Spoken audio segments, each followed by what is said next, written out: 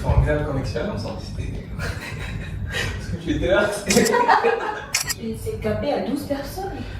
Ça peut être très doux, ça dépend, ça dépend de l'année. Le plus gros défi, à mon avis, d'un partenaire public privé, c'est la stabilité du pays.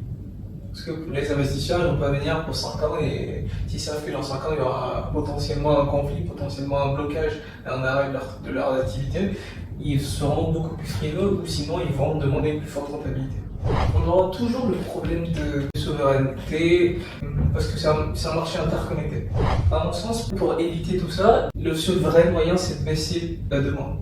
C'est de rétro-pédaler sur la consommation pour que les moyens de production nationaux puissent à eux seuls suffire sans qu'on ait besoin d'allumer des centrales à charbon, centrales à gaz. Ce serait quelque chose qu'à mon sens il faudrait plus, pas forcément imposer, mais plus accentuer sur cet aspect-là pour dire aux gens en fait, vous avez utilisé l'argent de contribuable ivoirien.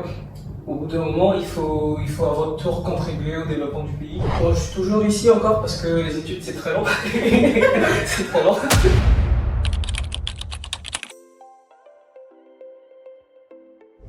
C'est Harold Doué, je suis ivoirien. Je suis arrivé en France il y a un peu plus de 7 ans pour les études, à 39 pour ceux qui savent, connaisseurs.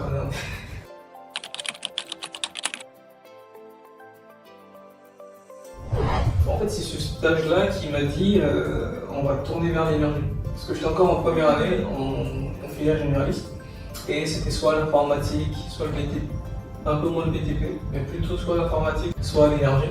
Ce stage-là, rien à voir complètement. Ce stage-là m'a dit l'énergie, ça a l'air intéressant, il y a des choses à faire.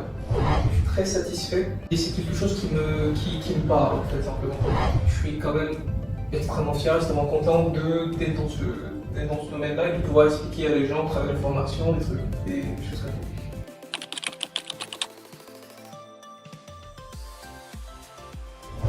J'aime bien la technique, mais je trouvais que c'était à mon sens assez limité pour entrer en profondeur dans le métier de l'énergie. Donc ça n'a rien à voir avec la rémunération salariale du tout. Faut pas nous mentir.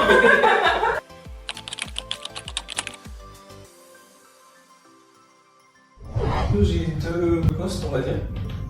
Le premier, ça va être responsable achat énergie pour Engie Solutions.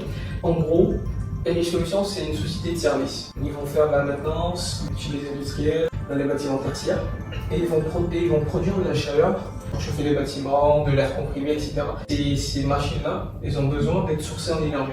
Et mon travail, en fait, c'est de récupérer tous les besoins d'Engie Solutions qui me viennent et d'à la fois planifier le sourcing en électricité de ces centrales-là avec des différentes stratégies en fonction des segments clients qu'on a. Il faut également piloter les achats d'énergie avec tous les aspects de trading sur est-ce qu'on fait des swaps, est-ce qu'on achète long terme ou pas, et déterminer également la formule de prix.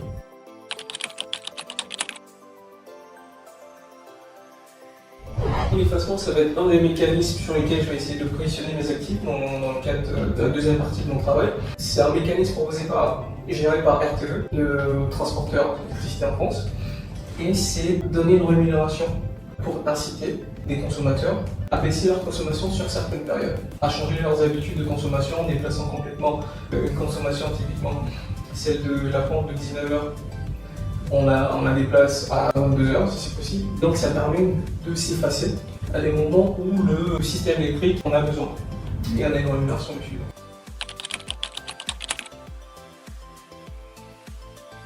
Le premier challenge, c'est vraiment gérer le contexte et les impacts, connaître tout ce qui se passe au niveau de l'actualité et de savoir comment est-ce que ça va nous impacter sur notre activité. Un portefeuille d'actifs que je dois valoriser, avoir une certaine date parce qu'il y a différents mécanismes marché et différents appels d'offres qui sont régulés, donc datés, pour réussir à gérer le client, le commercial qui va aller vendre ça, toutes les démarches administratives qu'il faut faire après, donc il faut gérer le timing.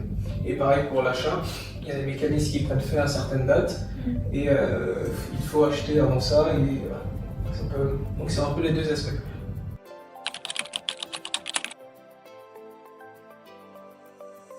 En Afrique, il y a énormément de zones qui sont pas desservies. Et pour les desservir, du coup, il faut ce type de métier Donc il faut des centrales de production qui vont les vendre et des acheteurs qui vont acheter. Ces deux acteurs-là, ils ne sont pas forcément familiers avec toute la partie réglementaire, toute la partie achat, stratégie d'achat. Et donc ça va nécessiter d'avoir des entreprises intermédiaires de services comme Engie, EDF, qui commencent bien à s'implanter en Afrique, qui vont matcher en fait la demande, l'offre et la demande. Donc c'est des métiers d'avenir, surtout avec les pipiers, donc qui vont se développer beaucoup avec le solaire, peut-être l'éolien, ça dépend des zones en Afrique. Et c'est vraiment des choses qui sont en train de se construire et qui vont vraiment se développer dans les années à venir.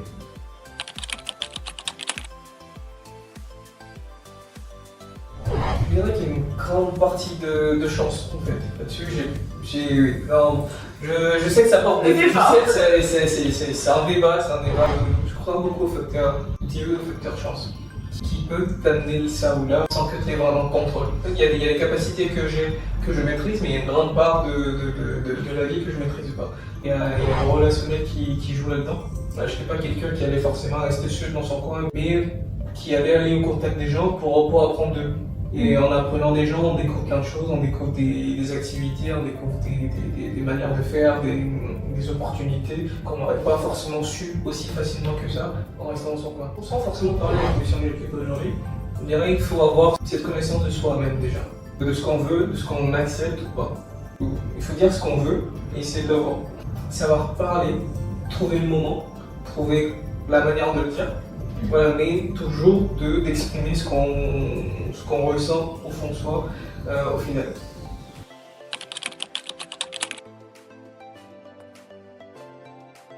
Est-ce que tu aurais un mot clé ou deux mots, trois?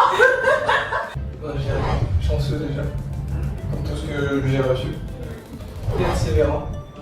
C'est normal, hein. Vu comment le système éducatif en Côte d'Ivoire est, on sait pas trop ce qu'on va faire attention. Une balle perdue pour le système éducatif. Ouais. On est en train juste de bosser, après on verra.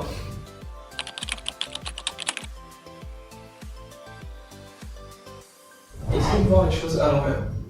Se dire comment j'ai envie de finir, qu'est-ce qui m'intéresserait de faire, qu'est-ce que j'aurais aimé faire. Imaginons si j'ai 60 ans. Qu'est-ce que j'aurais aimé accomplir et dire à mon enfant que j'ai accompli à l'âge de 60 ans. Faut pas non plus trop se prendre la tête parce que dans la vie on sait jamais. Et c'est pas parce qu'on a pris un chemin qu'on peut pas passer de l'autre côté et qu'on peut pas réussir.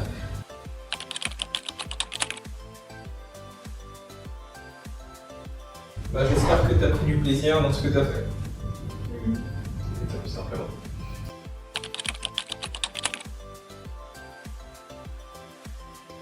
Demain, je te donne 1 million d'euros et je te dis tu ne peux qu'aller développer un projet dans le domaine de l'énergie en Afrique. Qu'est-ce que tu fais de ces 1 million d'euros? 1 million d'euros?